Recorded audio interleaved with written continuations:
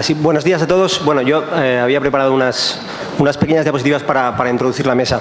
Pues muy buenos días a todos otra vez.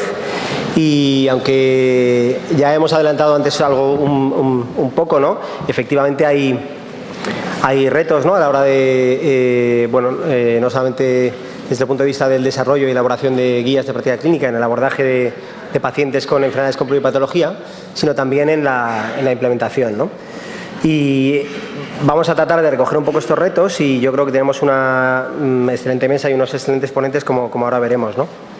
Bueno, yo sí quería primero, porque yo veo muchas caras conocidas, lo cual me agrada, pero otras no tanto y a lo mejor no están tan familiarizados con el concepto de lo que sería, de lo que estamos llamando una guía de práctica clínica, ¿no? Y quisiera solamente mostraros que esta es la definición más actual que manejamos, ¿no? Incluida en nuestro programa, que es una definición del Instituto de Medicina americano que actualizó otra que tenía del 2002 y fundamentalmente, como vemos aquí, son recomendaciones, ¿no? Que se realizan de modo sistemático, ¿no? Incluso aquí habla explícitamente de una revisión sistemática de la evidencia, ¿no? En el que se valoran los beneficios y riesgos de distintas opciones, ¿no? Y también subraya de nuevo la atención al paciente, ¿no? Por tanto, ahí hay varios elementos en los que, bueno, pues ya nos están dando una serie de claves a la hora de afrontar este problema de la pluripatología, ¿no? Que es que, por supuesto, no pensemos en enfermedades, sino en pacientes con las enfermedades. Y, y una serie de cuestiones que luego veremos en las presentaciones, ¿no?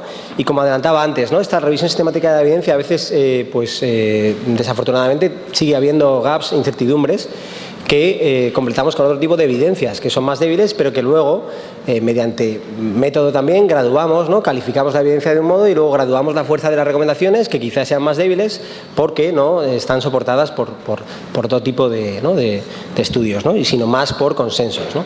Pero bueno, la cuestión es que sigue siendo una revisión de la evidencia, ¿no? Por tanto, el método que utilizamos en el programa de guías, ¿no? Es, pues aquí lo tenéis, ¿no? Es delimitar muy bien cuál va a ser el alcance y los objetivos de nuestra guía. Es importante entender que las guías de práctica clínica como concepto no son tratados de un tema, es decir, que incluso aunque ahora mismo estén abordando diferentes aspectos de la salud, pues lo que se trata de responder dentro de estas guías es a una serie de preguntas que previamente se definen con un grupo de trabajo, ¿no?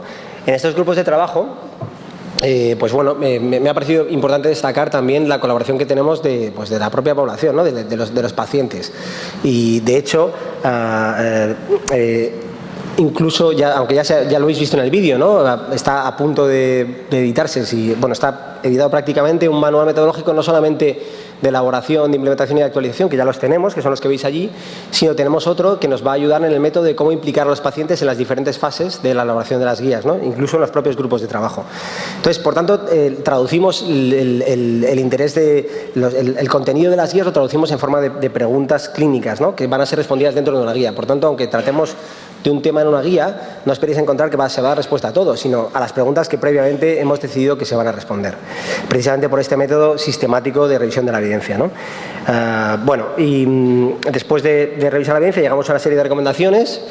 Para eso también hemos introducido en el programa un método internacional y validado en el que hemos tomado la decisión ya de que vamos a ir hacia eso, se llama el método GRADE.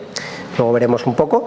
Y después se hace una revisión externa de la guía y además hemos introducido también desde el punto de vista del programa una acción más en el sentido de velar por la transparencia, ¿no? Transparencia en el sentido de lo que queremos es generar confianza en los usuarios finales, tanto pacientes como clínicos, ¿no? Que es la exposición pública a los grupos de interés que estén interesados en participar en la propia guía, ¿no? Es decir, que antes de su edición definitiva puedan hacer sugerencias, comentarios o añadir cuestiones que no se hayan tenido en cuenta, ¿no? Y eso es lo que hemos llamado un proceso de exposición pública, ¿no? Después ya está la edición final de la guía y luego los dos últimos aspectos que son claves, que es más de aplicación de la guía en sí misma, ¿no? Que es difundirla, implementarla. Y por último, otro aspecto en el que estamos trabajando, incluso a nivel de proyectos de investigación, que sería estas guías tal y como están tal y como os he contado ahora, conceptualmente, ¿no? Lo que están sujetas o deben estar sujetas a un proceso de actualización de lo que lo soporta, ¿no? Es decir, de las recomendaciones que se soportan en base a una evidencia, ¿no? Pues tendremos que actualizar de la manera más dinámica posible, ver si estas recomendaciones siguen vigentes en función de la evidencia que va saliendo, ¿no? Que, como hemos visto antes, pues cada vez es más rápido, ¿no? Bien, dicho esto, yo creo que simplemente quería dejar claro el concepto de guías de práctica clínica basadas en la evidencia de un programa nacional de guías, ¿no? Bueno, esto no voy a insistir porque lo hemos visto en el vídeo, ¿no? Las tenemos en diferentes formatos y en diferentes versiones, e incluso en diferentes idiomas en repositorios de guías internacionales, ¿no? Entonces, bueno, el problema que estamos viendo, ¿no?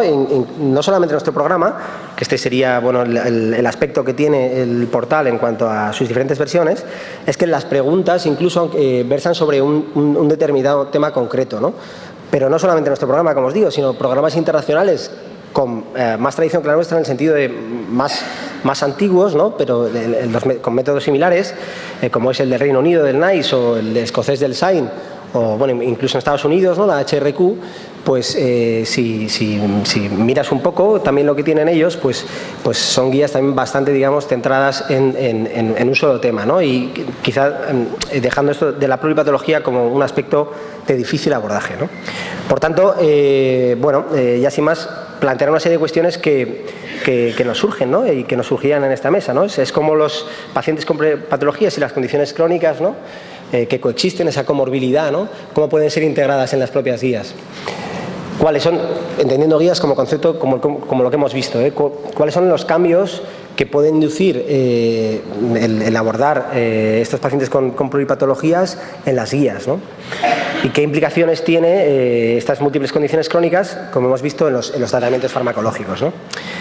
Pues bien, a todo esto esperemos, y no me cabe duda de que tenemos los ponentes adecuados para que nos aporten algo de luz en estos temas. Por un lado, primero presentará el doctor Rafael Rotaeche, bueno, él es médico de familia y bueno, trabaja en el País Vasco, en el Servicio Vasco de Salud en Osakidetza, y además bueno, trabaja en el grupo de medicina basada en la evidencia de Senfic. Y bueno, seguramente, estoy convencido de que nos va a aportar bastante luz en este aspecto. Por otro lado, en segundo lugar, bueno, como veis, la foto no se parece a la persona que está sentada en la mesa, pero no es una equivocación. Es que, bueno, Holger Suneman es un internista, está en McMaster en Canadá. Y bueno, él es el cochair de un grupo de esta metodología GREAT que os anunciaba, internacional, y bueno, no ha podido venir, entonces bueno, la ponencia es suya, pero también quisiera presentaros a Pablo Alonso, que no me ha dejado poner su foto, pero bueno, ahí le tenéis.